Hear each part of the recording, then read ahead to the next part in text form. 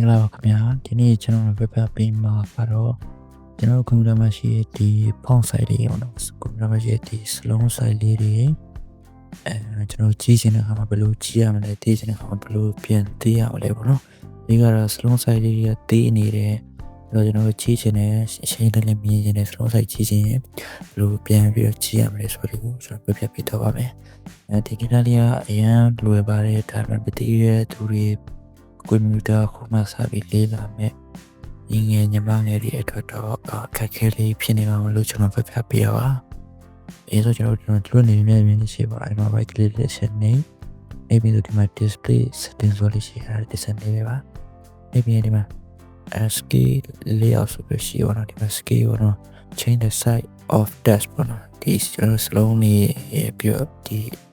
application တွေပေါ့နော်တခြား item တွေကိုတော့ပြောင်းတော့ကျွန်တော်ကမှဒီမှာဆိုရင်125ရာခိုင်နှုန်းပေါ့နော်သူတို့ comment ပေးထားတာလေ125ပေါ့အဲ့တော့ဒီ site ထုတ်ပြီးတော့တေးနေတယ်ဆိုရင်100ရာခိုင်နှုန်းပြောင်းလဲပါစလုံးလေးတေးသွားပြီဒီမှာဆိုစလုံးလေးကအရင်တေးသွားပြီပေါ့နော်ကျွန်တော်အားကြောင့်လို့ဟိုလည်းလည်းကြီးချင်တာမျိုးအဲစလုံးဆွဲကို125ထားထားပါနော်ဒီမှာ125အဲစလုံးစိတ်က100ရာခိုင်နှုန်းတော့ပို့ပြီးကြီးရပါနော်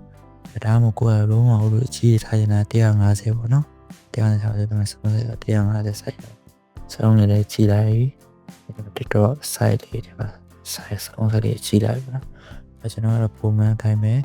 125ပဲထားလိုက်ပေါ့နော်ဒီကားရဲ့ရာခိုင်နှုန်းနဲ့တယောက်နဲ့တော့မတူဘူးပေါ့နော်တချို့လက်တော့တွေဆိုရင်100ရာခိုင်နှုန်းနဲ့125ရာခိုင်နှုန်းရဲ့ပါလာလေးရှိတယ်ကျွန်တော်တို့ဆိုရင်တော့150ကို195အားမပါဘူးပေါ့နော်အဲ့တော့ကျတော့ဒီ sport setting နဲ့ဝင်ရမှာပေါ့နော်ဒီ display setting နဲ့ဝင်ပြီးတော့ကိုကစလုံးစိတ်လေးကြီးရင်လည်းဆိုရင်ခုကျွန်တော်ပြောတဲ့နည်းလမ်းလေးအတိုင်းဝင်ပြီးတော့ပြောင်းလို့ရပါတယ်ခင်ဗျာအားလုံးကျေးဇူးတင်ပါတယ်